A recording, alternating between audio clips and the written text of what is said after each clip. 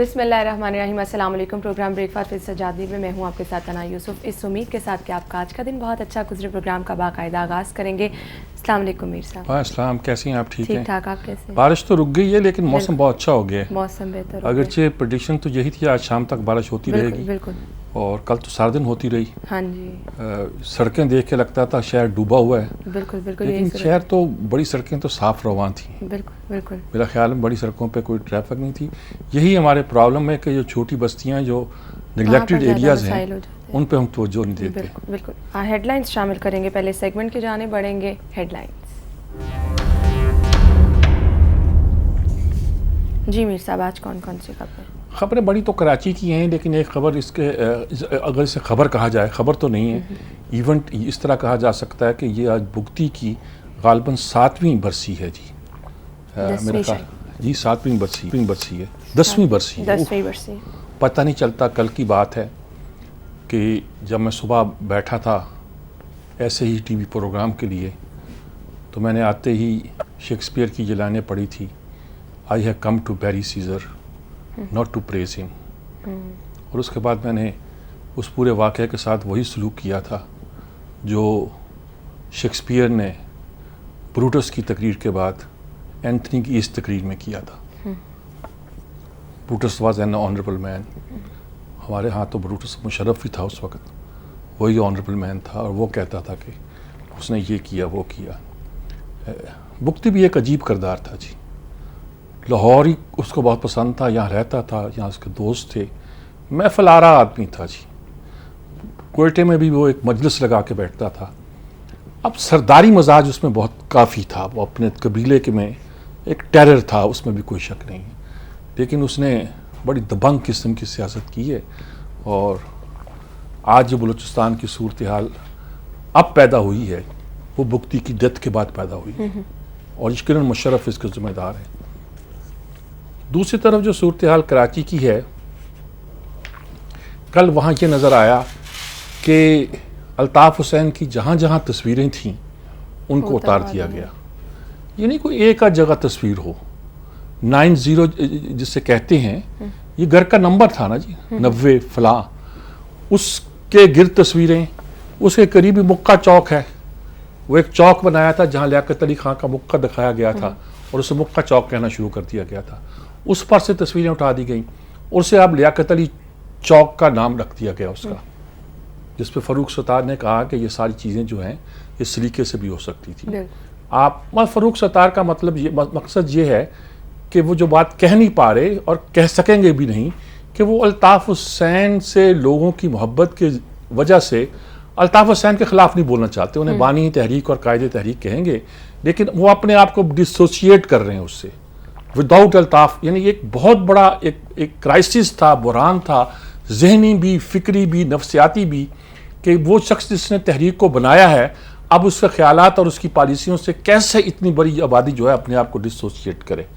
تو وہ اس پروسیس میں ہے, مشکل پروسیس میں ہے. وہ کہتے ہیں آپ ہماری مدد یہی کر سکتے ہیں کہ ہم نے جو عمل شروع کیا ہے کہ مجرموں کو اپنی صفوں سے نکالیں گے, عسکری ونگ گویا یہاں نہیں رہنے دیں گے, لفظ وہ اس طرح استعمال نہیں کر رہے, جہاں ہم اس بات کی کوشش کریں گے کہ اب ایم کیو ایم ایک پولیٹیکل جماعت کی طرح اور ایک مقامی پولیٹیکل جماعت کی طرح کام کرے, بجائے اس کے کہ اس کے روٹس کہیں باہر ہوں اور وہ ایک تشدد, دہشت گردی, بتہ خوری کی علامت بنے. اس کو ہم ختم کرنا چاہتے ہیں, آپ اس میں ہماری مدد کریں. مطلب یہ ہے کہ اگر آپ الطاف حسین کے خلاف کمپین بنائیں گے یا ایم کیو ایم کے لوگوں کو پکڑیں گے, آصف حسنین کو آپ ایم این اے کو پکڑ لیا, وہاں سے ایک ایم پی او کو پکڑ لیا, انہیں کئی دیر سے مطلوب تھا, پرسوں میری پریس کانفرنس میں تھا. آپ جلدی کیا پڑ گئی تھی آپ کو؟ اسی وقت آپ خوف کیوں پیدا کر رہے ہیں, ایک ٹیرر کیوں پیدا, ایک فضا ہوتی ہے نا جی سیکورٹی ایجنسیوں کی کہ ایسا ٹیرر پیدا کرو آن فیئر, جیسے کہ بش نے کہا تھا کہ مڈل ایسٹ کی جب عراق کی جنگ شروع ہوئی کہ آن فیئر 9/11 کے بعد ایک خوف پیدا کر دو دنیا کے, لرزہ طاری کر دو. کر دیا لرزہ طاری. نتیجہ کیا ہے؟ جگہ جگہ دہشت گردی پیدا ہو رہی ہے, جگہ جگہ یورپ کے شہر غیر محفوظ ہو گئے ہیں. یورپ کے شہر نہیں, امریکہ کے اپنے شہروں میں کوئی تحفظ کی وہ علامت باقی نہیں رہی. چیختے رہے 8-10 سال کہ 9/11 کے بعد تو کوئی حملہ نہیں ہوا, اب اندر سے ہی حملے ہو رہے ہیں. آپ وائلنس کو جب فروغ دو گے تو اس کے نتائج کو اچھے نہیں رہیں گے. یہاں ظاہر ہے کہ فاروق ستار کا جو ٹاسک ہے, میں کہوں گا ٹاسک ہی کہوں گا, لفظ یہی استعمال کرتا ہوں, یہ بہت مشکل ٹاسک ہے. میں نے جیسے کہا تھا یہ بی پلان ہے. اے پلان تھا کہ لوگ آئیں اور الطاف حسین کے خلاف ڈٹ جائیں اور جب ان کی سب ایم کیو ایم اور الطاف حسین کی خرابیاں بیان کی جائیں گی. بلکہ سی پلان ہے تو لوگ جو ہیں ان سے بدزن ہو جائیں گے. 246 کا الیکشن اسی اے پلان کے تحت ہوا تھا. بی پلان یہ تھا کہ اس طرح تو نہیں ہوا, اب ایک پارٹی بنائی جائے جو ان کی برائیاں خامیاں مہاجروں کے اندر سے بیان کی جائے اور مہاجروں کا ایک بڑا طبقہ توڑ کے ان کے ساتھ کر دیا جائے, مصطفیٰ کمال. لیکن تیسرا پلان یہ تھا کہ بھئی یہ تو ناکام ہو گیا, لوگ الطاف کے خلاف سننا نہیں چاہتے, تو یہ کہا گیا کہ الطاف کی خلاف نہ کہا جائے بلکہ الطاف کی تعریف کر کے کہا جائے کہ اب صحت ٹھیک نہیں ہے, ہم اپنے فیصلے خود کریں گے. وہ بانی ہیں, ان کو احترام کرتے ہیں, سلام کرتے ہیں. اور یہ پلان میں نے کہا تھا کہ عشرت العباد نے ایک باتوں میں یہ بات کہی تھی ایک بار ہم سے ملاقات میں. میرا خیال ہے یہ سی پلان اب اس پہ امپلیمنٹ ہو رہا ہے. اب اس میں ظاہر ہے کہ فاروق ستار نے الطاف حسین کے خلاف تو کچھ کہنا نہیں, اور ہم ہیں کہ تلے ہوئے ہیں کہ چونکہ ہم نے اسے غدار, ٹھیک ہے جس لہجوں میں ہے وہ کنڈونیبل ہے ہی نہیں, اس کو قرار دینا ہے تو پلان کا حصہ نہیں بن رہا. ان کے دل میں کیا ہے کیسا ہے وہ کچھ نہیں, لیکن پلان کا حصہ نہیں بنتا کہ وہ الطاف حسین کے خلاف اس کو محاذ قائم کرے. وہ تو مصطفیٰ کمال نے کر رکھا ہے, اس نے گالم گلوچ بھی کر رکھی ہے, سب کچھ کر رکھا ہے. ذوالفقار مرزا چلو خیر غیر مہاجر تھا, لیکن مصطفیٰ کمال تو اپنا ان کا پالا ہوا تھا.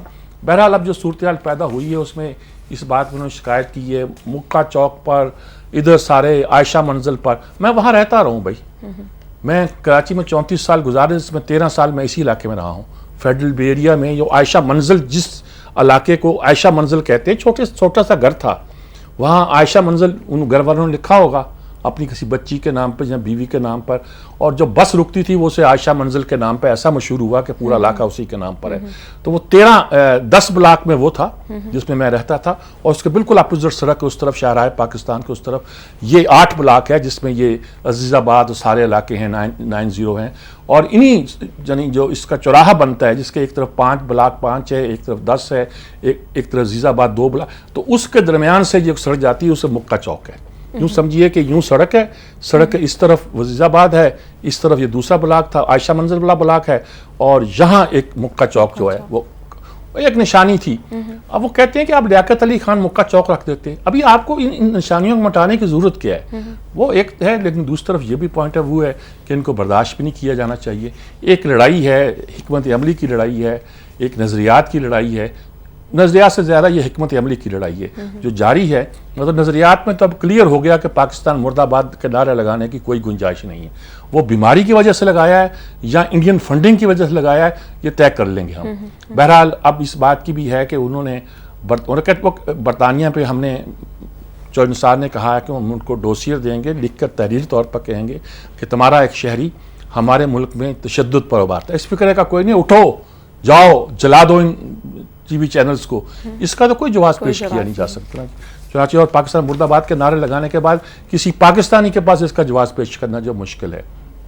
اب امریکہ میں تقریر کی, یہ سب باتیں ان سے پوچھی جا رہی ہیں. وہ مشکل حالات میں فاروق ستار اس وقت ایک اچھے اسٹیٹسمین کے طور پر ابھر کر سامنے آئے ہیں. وہ ڈاج دینے کے تو بادشاہ تھے کہ بات کرنی انہوں نے گھما کے پیش کرنی, لیکن اس کو ایم کیو ایم کے کانٹیسٹ میں دیکھا جاتا تھا. اب اس کانٹیسٹ میں دیکھا جا رہا ہے کہ وہ مشکل حالات میں کس طرح سٹیئر کر رہے ہیں اس کشتی کو, اس نیا کو کھے رہے ہیں جو خاصے مشکل پانیوں میں سے ہے اس وقت. ایک تو یعنی بڑی خبر تو اس وقت یہی ہے جی, اور جس کے بارے میں بہت سے ہیں. عامر لیاقت مثلا کہ کل جب جو قوم وہ قائد کا غدار ہے, اور پہلے قائد کے جانثار تھے ہم لوگ, اب ان کی جان سا بھی خطرہ ہے. تو وہ یہ نوجوان جو ہے اپنی دکان اچھی سجا رہا ہے, اور پھنس گئے. یہ کہ کہاں پھنس گئے یار, یہ دوبارہ نکلے تھے بڑی مشکل سے, اچھی طرح نکل آئے تھے, اب دوبارہ چلے گئے. اب وہ ظاہر ہے کہ سب دھمکیاں مل رہی ہیں, کچھ ہو رہا ہے, وہ تو ہونا ہی تھا. کابل یونیورسٹی میں جو دھماکہ ہوا تھا, اب اشرف غنی صاحب نے اس کا الزام پاکستان پہ لگا دیا ہے.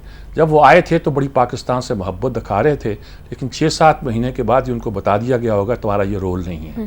تو انہوں نے بڑے, کوئی بندہ سلیقے سے رول بدلتا ہے, انہوں نے کوئی سلیقے سے نہیں بدلا, فوراً کلا بازی کھائی اور پاکستان کے خلاف بیانات شروع کر دیے کہ میں نے تو بڑی کوشش کی تھی. وہ پہلے انڈیا نہیں گئے, پاکستان آئے تھے, ساری صورتحال تھی. اچھا, یہ they are not free agents, وہ کسی کے اعلیٰ کار ہیں سارے. افغانستان میں کیسی جمہوری حکومت بھائی؟ آپ طالبان سے ووٹ لیتے ہیں؟ کس سے ووٹ لیتے ہیں؟ کیسے الیکٹ ہوتے ہیں آپ؟ آپ کہتے ہیں لوگوں نے الیکٹ کیا, ذرا کر کے دکھائیں فری الیکشن وہاں. وہاں کے الیکشن کو تو فری گنتے ہیں, عراق کے الیکشن کو فری گنتے ہیں, اور جب پاکستان میں الیکشن ہوتا ہے تو پھر چون چرا کرتے ہیں یہ لوگ. تو یہ ساری باتیں جو ہیں سب چیزیں اضافی ہیں, ریلیٹیو جسے کہا جاتا ہے وہ ہیں. اور اس میں جنرل رحیل کو فون پہ بات ہوئی, جنرل رحیل نے کہا نہیں یہ اپنی سرزمین استعمال نہیں ہونے دیں گے, یہ ڈپلومیٹک باتیں ہیں. اور کہنا پاکستان کو یہ بھی الگ کہانی بن جاتی ہے جی.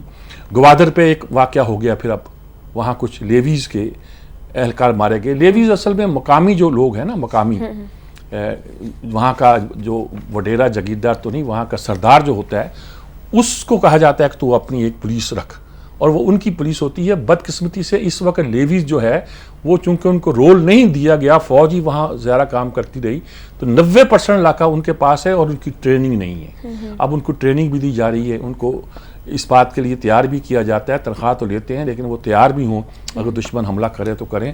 لیکن بہرحال اس میں نواز شریف نے یہی کہا کہ اقتصادی اراداری جو ہے وہ پاکستان کا مستقبل بدل دے گی اور اس کو بہت سے رستے کھولیں گے اس سے جی.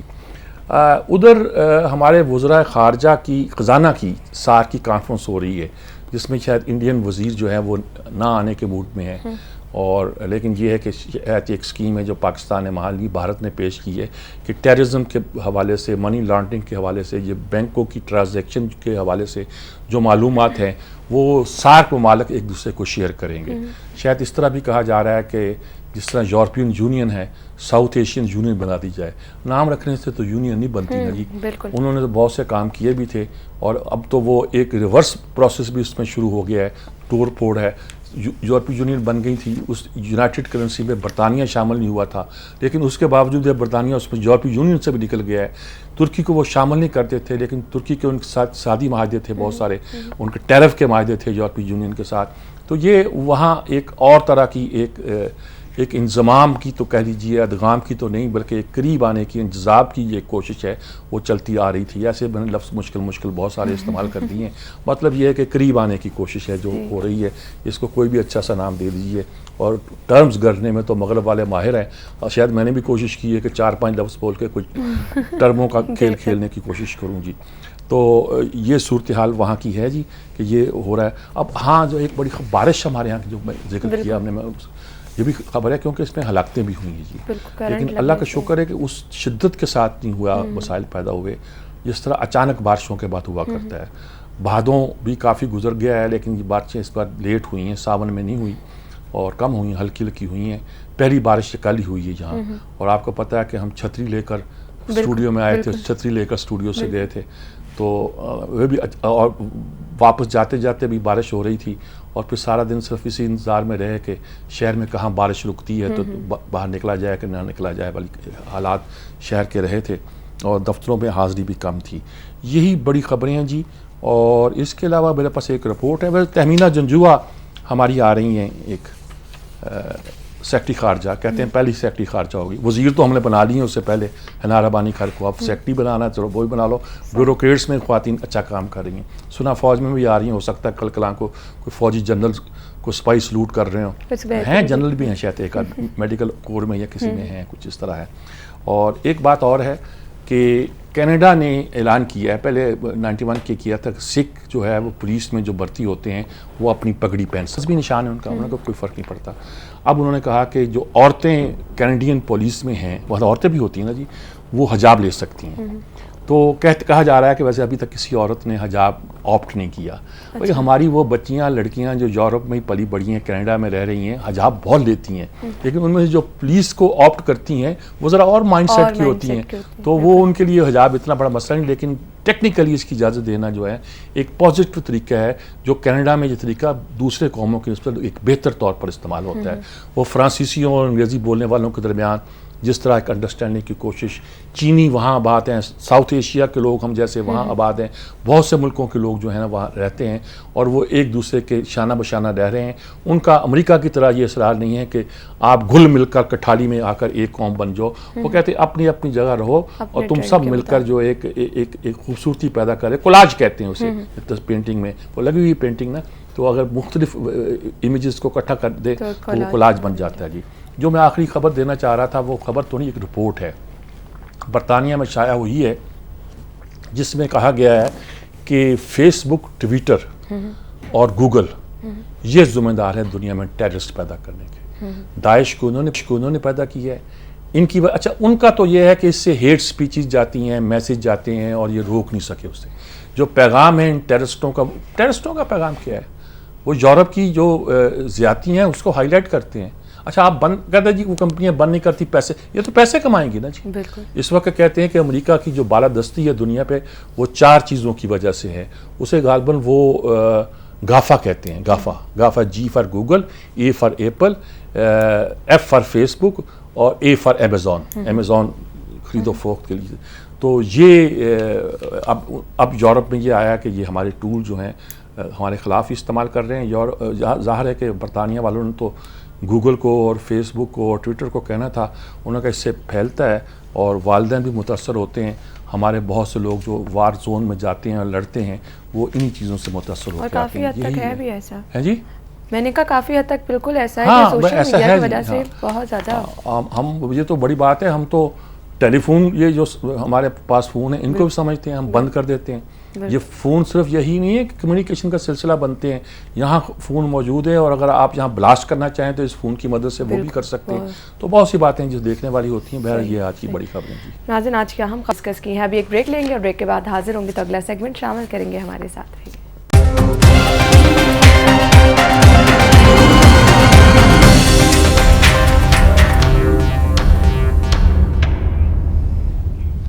Welcome back. اگلا سیگمنٹ شامل کریں گے انسائٹ. جی میر صاحب آج کا جی پہلا جو کالم ہے وہ اوریا مقبول جان کا ہے.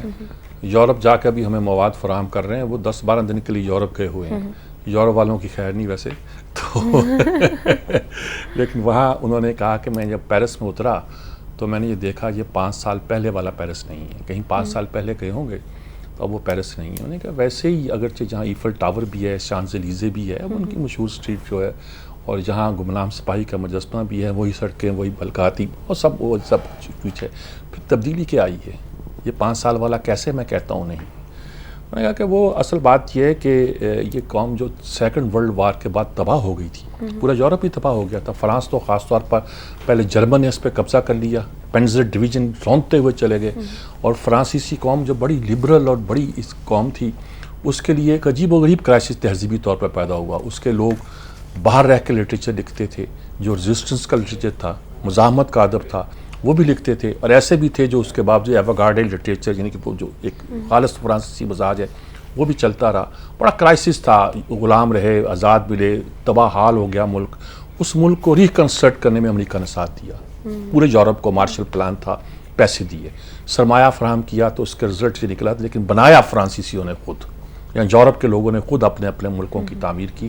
یہ نہیں کہ ان پہ چھوڑ دیا. لیکن اس کے باوجود یہ ہوا کہ کھنڈر دوبارہ عمارتیں بن گئے. لیکن سرمایہ کی آمد سے اچھے بھلے جو تہذیب تھی اور شہر تھے وہ کھنڈروں میں تبدیل ہو گئے.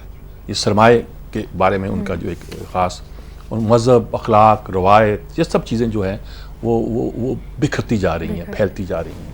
اور بڑے مرنج قسم کے لوگ ہیں, کیئر فری لوگ ہیں, اور ان کا ایٹیٹیوڈ اور طرح ہوتا ہے. لیکن اب وہ خوف زدہ ہیں. یہ فرق تھا کہ جب 5 سال پہلے جو اترے ہوں گے تو وہ ایک کیئر فری قوم ہے. وہ امریکی برطانوی ایٹیکیٹس بھی نہیں ہیں کہ آپ کو تعارف نہیں ہے تو آپ بات نہیں کریں گے, خاتون سے تو بالکل نہیں کریں گے. تو ان کا ہاں نہیں ہے. امریکیوں کے ہاں بھی ایک اور طرح مزاج ہے. فرانسیسیوں کا بڑی سوفسٹیکیٹڈ ہے.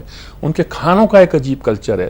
فخر کرتے ہیں کہ امریکیوں کے پاس بہت کھانا ہے لیکن ان کو کھانا نہیں آتا, ان کو کھانے کا طریقہ نہیں ہے. اور فرانسیسیوں کے پاس کھانا نہیں ہے, پیسے نہیں ہیں, لیکن کھانے کا سلیقہ آتا ہے. اور برطانیہ کے پاس نہ پیسہ ہے نہ کھانے کا سلیقہ آتا ہے. وہ فش اینڈ چپس ہی کھاتے ہیں, مجھے بھی گزارا ہوتا ہے. تو قوموں کا اپنا اپنا ایک مزاج رہا ہے. انہوں نے کہا کیا ہوا تھا وہ جو پہلا حملہ ہوا تھا؟ انہوں نے کہا تھا کہ میں الجزائر سے ہوں اور میں نے بدلہ لے لیا ہے. کہ نا آپ نے الجزائر میں جب اسلامی حکومت قائم ہو گئی تھی, الیکشن کے ذریعے سے اسلامک فرنٹ آ گیا تھا, آپ نے اس کو سبوتاج کر دیا, فوج بھیج دی اپنی. یہ کیا یورپ نے نا جی, کہ سارا کچھ ہو رہا ہے وہاں سے آغاز ہوا ہے اس کا. یعنی مصر اور تیونس کا واقعہ تو بعد میں ہوا, آغاز تو ہوا کہ بھی آپ کا ڈیموکریسی الیکشن کرائے تو وہ ایک پارٹی جیت رہی تھی, آپ نے ابینڈن کر دیا سارا. یعنی جو فرانس میں پرانے ظلم کیے وہ تو الگ, کہ سب سے بڑا ظلم کیا. انہوں نے کہا کہ یہ کسی نے کوٹ کیا ہے کہ اگر فرانس کے ہر آدمی فرانس نے جس آدمی کو مارا ہے، اگر ان کی اولادیں ہم سے بدل دینا چاہیں تو پھر ہم زندہ نہیں رہ سکتے. تو یہ سارا جو کلونیل عہد کی پیداوار ہے اس نے یہاں تک پہنچے ہیں. اور انہوں نے کہا مثلا جو جا کے فرانس میں لڑتے ہیں وہ نسل در نسل فرانسیسی ہیں. وہ فرانس میں پیدا ہوئے یا فرانس میں ان کے ماں باپ بھی آئے اور وہاں ہوئے. یہ کہتے ہیں میں گیا وہاں نماز پڑھنے کے لیے، میں نے بیلجیم گیا، برسلز کی مسجد میں گیا. برسلز میں دیکھا کہ وہاں عورتیں حجاب کے ساتھ آ رہی ہیں نماز پڑھنے کے لیے، مسجدیں ہیں. وہ علاقہ وہ تھا جہاں ٹیونسی لوگ رہتے تھے زیادہ، اور وہ لوگ جو تھے انگریزی نہیں بولتے تھے، لیکن عربی آپ ٹوٹی پھوٹی بھی آتی ہیں تو آپ کو بڑے پیار سے ملتے ہیں. تو وہ اس کلچر میں کہتا میں نے دیکھا وہاں کی صورتحال تھی. میلان گئے ہیں، بارسلونا گئے ہیں، پیرس گئے ہیں اور برسلز گئے ہیں. تو ان سارے شہروں کے حوالے سے انہوں نے ایک کہانی لکھی ہے کہ اس وقت پاکستانی بھی جو وہاں موجود ہیں وہ اپنے وطن کی تعمیر کرنا چاہتے ہیں، واپس جانا چاہتے ہیں. یہ نہیں کہ ان کے بھیجے ہوئے پیسوں سے وطن میں بیٹھے ہوئے لوگ عیاشی کریں. یہ جو ایزی منی ہمارے ہاں آئی ہے نا، یہ فلتھی رچ جو بنے ہیں. فلتھی رچ کیا جی؟ بیچارہ بیٹھا مڈل ایسٹ میں مزدوری کر رہا ہے، وہ اپنے گھر والوں کو پیسہ بھیج رہا ہے. اس زمانے میں یہ ہوا کہ بچہ آتا ہے، چاقو رکھتا تھا ڈائس پہ، نقل کر کے امتحان پیسے کے زور پہ پاس کرنا چاہتا تھا. پھر تو یہ پنجاب گورنمنٹ نے تو اس پہ ڈنڈا چلایا تھا نا جی، فوج کے سپرد کر دیا تھا. اور عیاشیاں تو خیر چھوڑیں، کیا ان پیسوں پہ کیا کیا کی جاتی ہیں. اب وہ آنا چاہتے ہیں، ملک کی تعمیر کرنا چاہتے ہیں اور تعمیر نو کرنا چاہتے ہیں. اور ان کی کمائیوں پر عیاشیاں کرنے والے جو ہے نا وہ ان کو وہ کہتے ہیں ایسا پاکستان جیسے یورپ کا پاکستان ہے. لیکن جیسے یورپ نے تعمیر کیا اس کے لیے ان بندے کو خود ہونا پڑتا ہے وہاں موجود. تو وہ خود آنا چاہتے ہیں. انہوں نے کہا کیا صورت ہے اس وقت؟ انہوں نے کہا اسپین کے ساحلوں پر حجاب پہنی ہوئی لڑکیاں گئی ہیں، تو ان سے کہا کہ اپنے حجاب اتارو اور بکنی پہنو اور یہ نہانے کے لباس میں آؤ ورنہ یہاں سے بھاگ جاؤ. اور اگر آپ کے منہ سے اللہ کا لفظ نکل آئے تو وہ آپ کو کھانے والی نظروں سے دیکھتے ہیں، آپ کو فلائٹ سے اتار دیا جاتا ہے کہ یہ اللہ کا لفظ استعمال کر رہا ہے. تو یہاں کی صورتحال ہے. چنانچہ وہ اپنے ملک لبنان میں، انہیں کہ 40 لاکھ لوگ لبنان میں رہتے ہیں اور 1 کروڑ 20 لاکھ یعنی 3 گنا لبنان سے باہر ہے. وہ لبنان کی وہ پیسے بیچتے ہیں اپنے لوگوں کو، لیکن لبنان کی تعمیر نہ نہیں ہو سکی کیونکہ وہ خود لبنان میں موجود نہیں. آپ پاکستانی آنا چاہتے ہیں، پتہ نہیں کیسی اس وقت درست ہے. دوسری کالم میں اجاز ضمیر کا پڑھوں گا. 3-4 کالم ہی ہیں جو بڑے خاص طور پر آج میں کہنا جو الطاف کیور سرپرائزنگلی افیکٹو. اب جو سارے کراچی کے واقعات ہوئے ہیں اسی پہ انہوں نے قصہ لکھا ہے. انہوں نے کہا شاید ایک وہ بیمار آدمی کے اعصاب جواب دے گئے ہیں. سٹارٹ انہوں نے کیا بیمار آدمی کے اعصاب جواب دے گئے ہیں. اور آزادی اظہار کے جو ایک ہمارے سارے شیر بنے پھرتے تھے ٹی وی چینلز، وہ ان کی ہمت نہیں تھی کہ وہ بات کوئی الطاف یا MKM کے بارے میں لکھ دیں. ان کے قیدی تھے، اب وہ بھی آزادی حاصل کر رہے ہیں. اور سیکٹر کمانڈروں کی جو ایک فوج تھی وہ بھی اس کے ہاتھ سے نکلتی جا رہی ہے. الطاف کی نہ تقریر آ سکتی ہے، ہائی کورٹ کا فیصلہ کچھ نہ اس کی تقریر آ سکتی ہے، نہ بھتہ آ سکتا ہے، نہ اس کے حکم پر لوگ جو تھے وہ شہر کو بند کر سکتے ہیں. تو وہ سوچتا ہوگا ایسے جینے سے کیا فائدہ ہے جی. وہ لندن میں بیٹھا ہوا آدمی سوچتا ہے. انہوں نے کہا طالبان کے لیڈر تو اپنی امارات میں رہتے ہیں، لیکن ہمارا امیر جو ہے جو ہٹلر ہے یہ باہر ہے. ہٹلر کا لفظ استعمال کیا انہوں نے جی. اور یہ سارے چیزیں جو ہے نا ختم بھی کی ہیں. اور انہوں نے کہا جیسے نواز شریف ورچی کے بغیر نہیں رہ سکتا، اور کون نثار علی خان پنجاب ہاؤس میں پریس کانفرنس کیے بغیر نہیں رہ سکتا، اور جو ہے جو ٹرپلر پینے والے ہیں وہ شام کو جب لگتا ہے کہ شام کو لکھا ہوا کالم ہے اس کے بغیر نہیں رہ سکتے ہیں. تو اس طرح ان کا کہنا یہ ہے کہ اب الطاف کے لیے بھی اپنی تقریروں، اپنی تصویروں، اپنے اس کے بغیر رہنا مشکل ہو رہا ہے. اور شکاگو میں ٹیکسی چلانے والا شخص کس مقام تک پہنچا کہ اس کے حکم سے دنیا چلتی تھی. انہیں کہا یہ جو واقعہ ہے جسے کہتے ہیں نا کہ it's a Waterloo for you, یہ آپ کے لیے واٹر لو ہے، یعنی کہ آخری شکست ہے. نیپولین دنیا پر چھاتا جا رہا تھا، آخر واٹر لو میں شکست ہوئی تھی. He has met his Waterloo. تو اس نے واٹر لو کی جگہ استعمال کیا کہ he has met his met کا استعمال کیا کہ آرمی پبلک اسکول، یعنی army public school Waterloo تھا طالبان کا. اس کا واٹر لو جو ہے وہ آرمی، یعنی کہ اس کا آرمی پبلک اسکول سمجھو یہ واقعہ ہے جس نے اس کو بالکل نکال دیا ہے.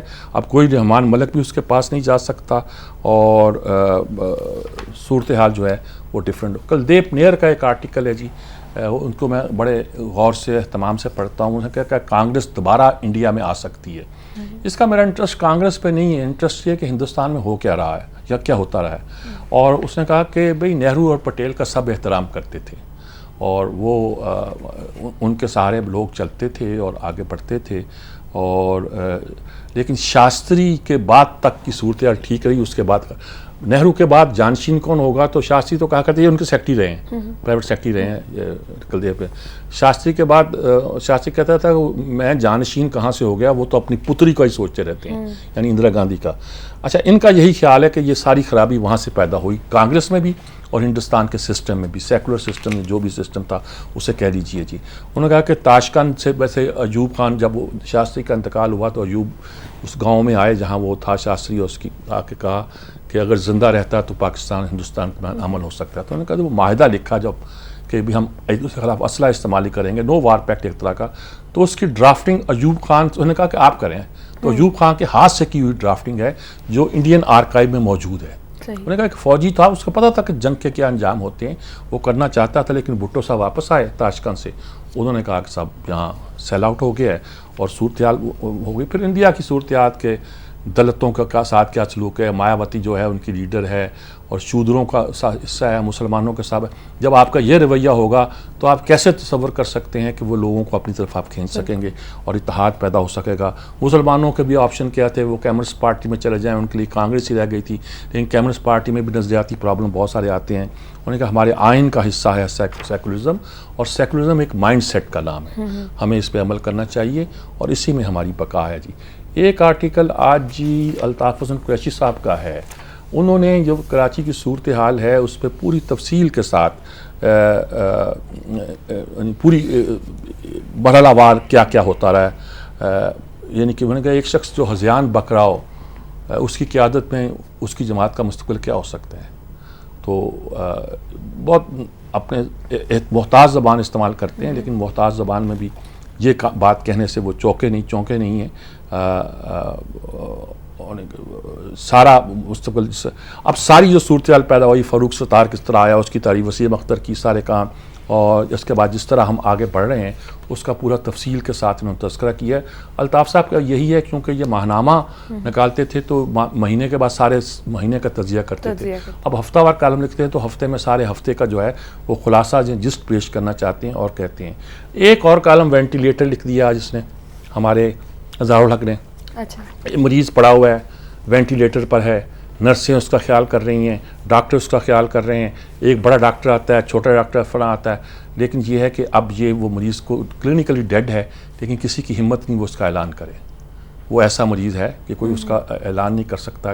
وہ کہتے ہیں ڈاکٹر کریں گے، وہ کوئی کہتا کہ نہیں. یہ آخر یہ انہوں نے کہا کہ یہ الطاف حسین وینٹیلیٹر پر ایک ایسا مریض ہے جو VIP مریض ہے، جس کی موت کا اعلان کوئی نہیں کرنا چاہتا. اور اسی کرائسس میں سب پھنسے ہوئے ہیں. ایک لڑکی کی ترواز زندہ لاش ہے جو اب پڑی ہوئی ہے، اور انہوں نے کہا یہ غلط ہے کہ ہم ضیاء کی پیداوار ہے. اور ضیاء کے دور ضیاء نہ ہوتا کوئی اور بھی ہوتا. صورتحال یہ ہوگی تھی کہ MKM کو بننا تھا. کراچی یونیورسٹی میں ہر لسانی تنظیم موجود تھی، پنجابیوں کی تھی، پختونوں کی تھی، بلوچوں کی تھی، کشمیریوں کی تھی، ایبٹ آبادیوں کی تھی، پتہ نہیں کن کن لوگوں کی تھی. تو وہاں مہاجر تنظیم بھی بن گئی اور اس تنظیم نے پھر طاقت پکڑی. تو یہاں تو شکل جو بنی وہ سب کے سامنے ہے اور ایسی ہی شکل بننی چاہیے تھی. یہ علی رضا نادر کا آرٹیکل ہے جی. علی رضا نادر نے کہ ترکی کی سیکولر اشرافیہ جو ہے وہ اور ایران کے انقلاب میں، وہ کہتے ہیں کہ اب جو ایران کا اسلامی انقلاب آیا تھا، ترکی کا اصل اسلامی انقلاب اب آیا ہے اور اس کے جو نتائج نکل رہے ہیں وہ بالکل اسی طرح. اور پوری جس طرح فوجی بغاوت وہاں فوج کے خلاف لڑائی کی تھی ایران نے، یہاں بھی وہ کر رہے ہیں. وہاں خامنائی تھے، وہ یہ چاہتے تھے، یہاں اب وہی حیثیت ان کو حاصل ہو گئی ہے. اور یہ اگرچہ ان کا انقلاب پاپولر انقلاب نہیں ہے، پاپولر انقلاب سمجھے عوامی انقلاب نہیں ہے، اس معنوں میں ہر دل عزیز کے معنوں میں نہیں ہوتا، عوامی انقلاب نہیں ہے، لیکن اور اس کے اثرات بھی پھیل رہے ہیں جی. کس طرح کے آرٹیکل اور بھی دو چار بہرحال اسی پر اکتفا کرتے ہیں. اگر کوئی اور ہاں ترکی کے بارے میں ہی ہے، جو بائیڈن جو ان کے وائس پریزیڈنٹ ہیں وہ آ رہے ہیں. اب یہ بڑا پرابلم ہے کہ کیا ترکی نیٹو سے الگ رہے گا، کیا ترکی میں امریکہ کی اتنی انویسٹمنٹ ہے, ان کے میزائل لگے ہوئے ایٹمی تک, امریکہ سے لڑ پڑے گا؟ کیا صرف پیوٹن کے ساتھ چلا جائے گا؟ اچھا اگر چلا جائے گا تو ترکی میں جو اتنی بڑی یورپ کی, امریکہ کی توقعات انویسٹمنٹ ہے, اس کا کیا بنے گا؟ تو جو بائیڈن کی ملاقات کو بہت اہمیت دے رہے ہیں. انہوں نے کہا وہ کہہ رہا ہے کہ جو کچھ ہوا گولن نے کیا ہے, اور گولن امریکہ میں ہے, ان کے پاس ہے. تو اس لیے یہ بہت سے لوگ ہیں جو اب وہاں امریکی مخالفت جذبات بھی رکھتے ہیں ترکی میں, جیسے پاکستان میں رکھتے ہیں. تو یہ ساری, یہ امریکہ کو بھی سوچنا چاہیے کہ جن کے ساتھ وہ محبت کی پینگیں بڑھاتا ہے وہ کیوں آخر ان سے تنگ آ جاتے ہیں. یہ ہے آج کے خاص آرٹیکل. ناظرین, آج کے آرٹیکلز ہم نے ڈسکس کیے ہیں. ابھی ایک بریک لیں گے اور بریک کے بعد دوبارہ حاضر ہوں گے تو اگلا سیگمنٹ شامل کریں گے. ہمارے ساتھ رہیے.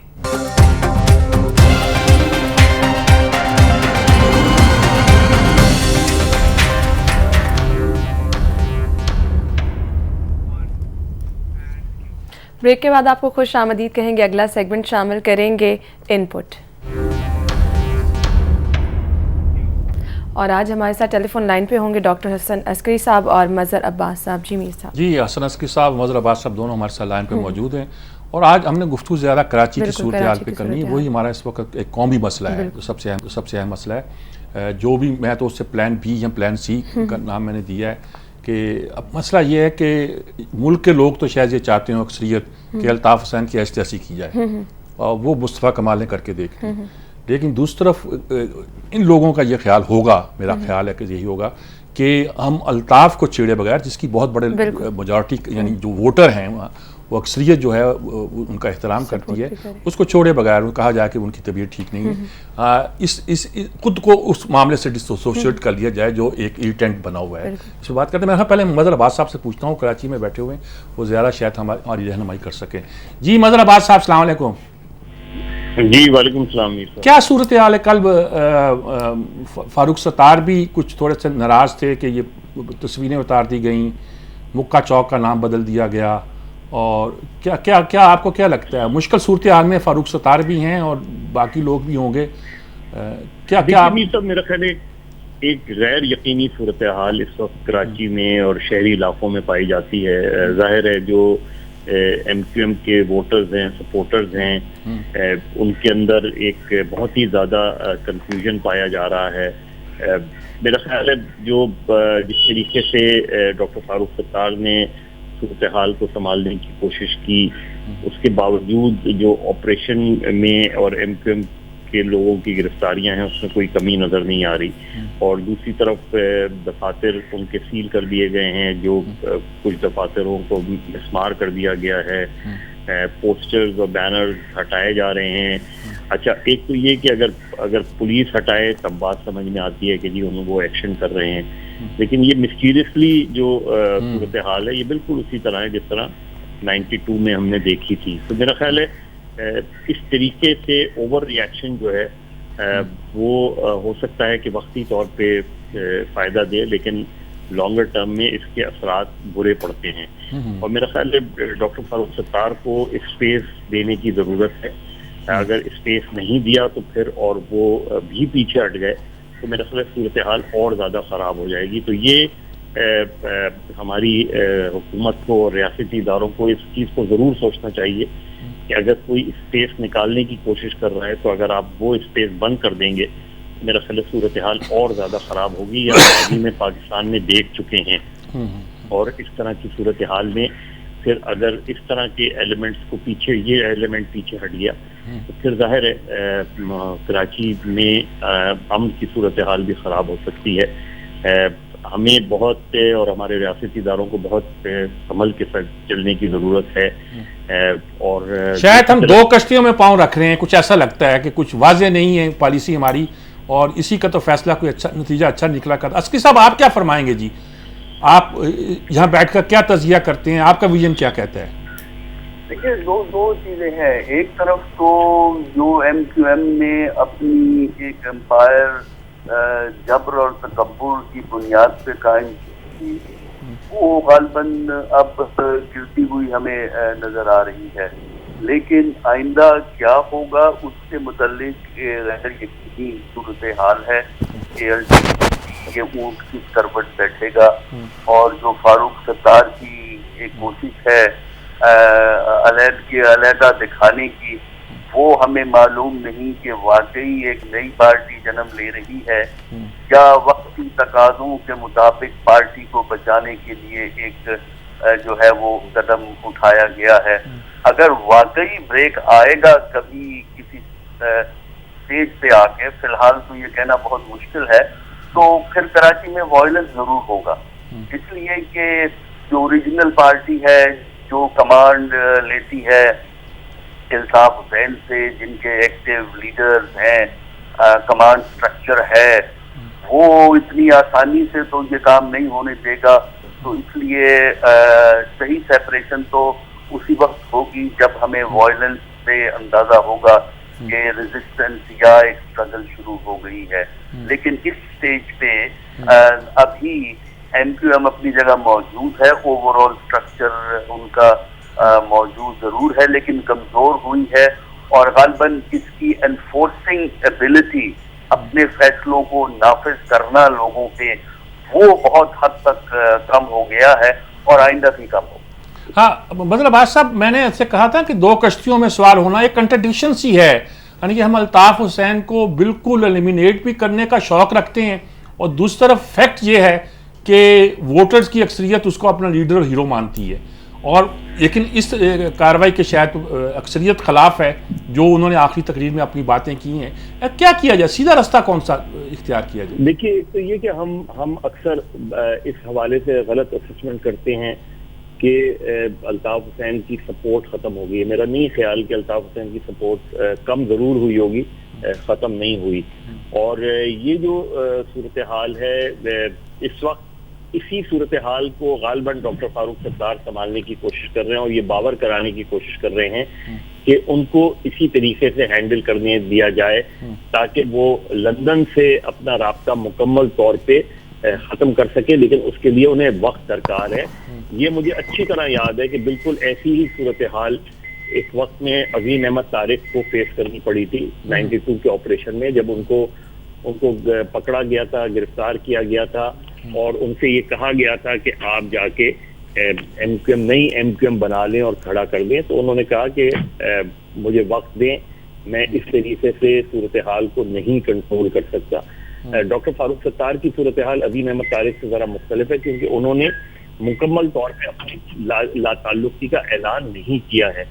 لیکن اس کو اگر ہم نے سمجھنے نہیں دیا صورتحال کو، تو پھر میکسیمم جو ہوگا کہ ایم کیو ایم کے وہ لوگ جو اس وقت ایم کیو ایم پاکستان کے حوالے سے کام کر رہے ہیں اور وہ یہ باور کرانے کی کوشش کر رہے ہیں کہ سارے فیصلے پاکستان سے ہوتے ہیں، وہ یا تو ڈسولوژن ہو جائیں گے، ہٹ جائیں گے پیچھے، خاموش ہو جائیں گے، اور اس کے بعد صورتحال جو ہے وہ جیسے بھی ہوگی وہ پھر اس کے ذمہ دار وہ صرف ایم کیو ایم لندن کو ہی نہیں قرار دیں گے، پھر وہ حکومت پاکستان کو بھی قرار دیں گے. تو میرا خیال ہے بہت ٹھیک بات ہے، بالکل ٹھیک ہے. میرا خیال ایک وقفہ لیتے ہیں، وقفے کے بعد دوبارہ حاضر ہوتے ہیں. ٹھیک ہے ناظرین، ابھی ایک بریک لیں گے، بریک کے بعد گفتگو کا سلسلہ یہیں سے آگے بڑھائیں گے.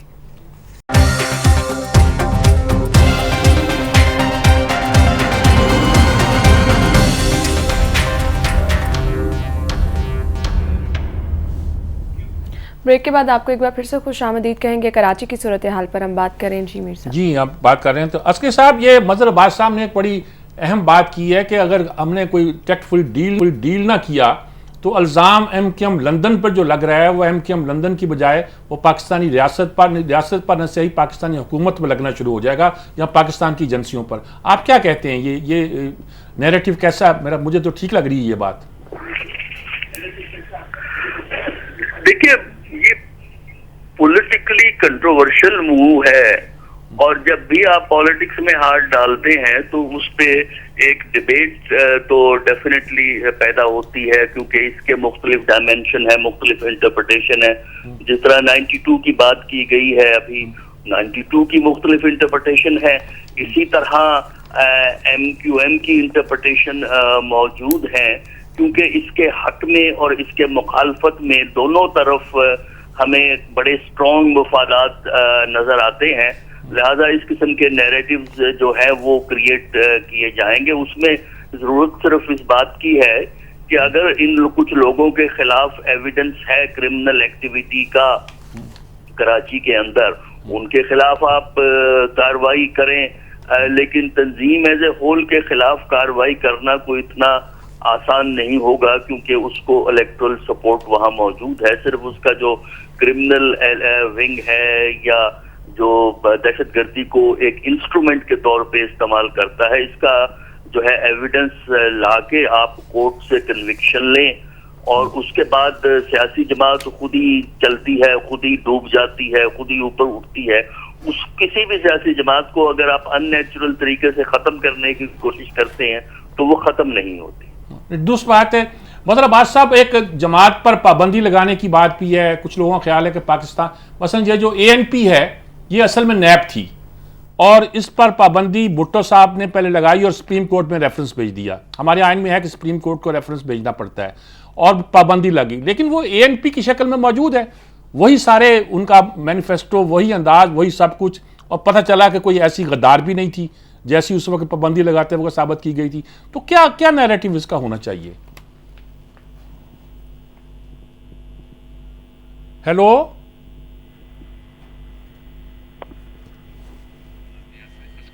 عسکری صاحب، یہی سوال میں آپ سے کرنا چاہ رہا ہوں. وہ شاید مظہر عباس صاحب لائن پہ، سو کچھ گڑبڑ ہوئی ہے، وہ موجود. آپ کیا کہیں گے اس پہ؟ دیکھیے، آپ نے صحیح کہا کہ نیب پہ پابندی جو ہے وہ لگی تھی. پہلے یاگیا نے لگائی، اور اس کے بعد وہ بھٹو نے اٹھائی، پھر بھٹو نے لگائی، پھر سپریم کورٹ سے کنفرم کیا.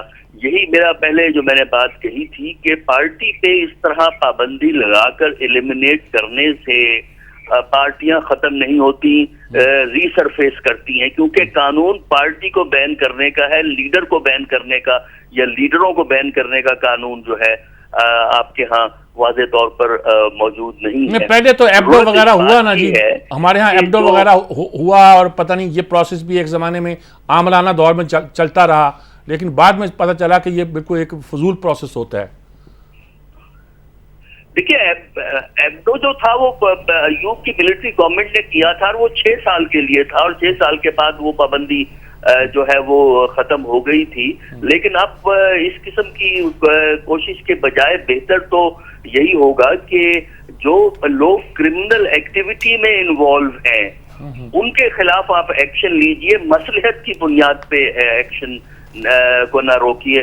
MQM جو اتنی طاقتور اور اتنی خطرناک بن گئی تھی کہ لوگ کانپتے تھے MQM کے نام سے، یہ اس لیے ہوا کہ 2002 سے اس کو استعمال کیا گیا اقتدار کو قائم رکھنے کے لیے، حکومتوں کو چلانے کے لیے.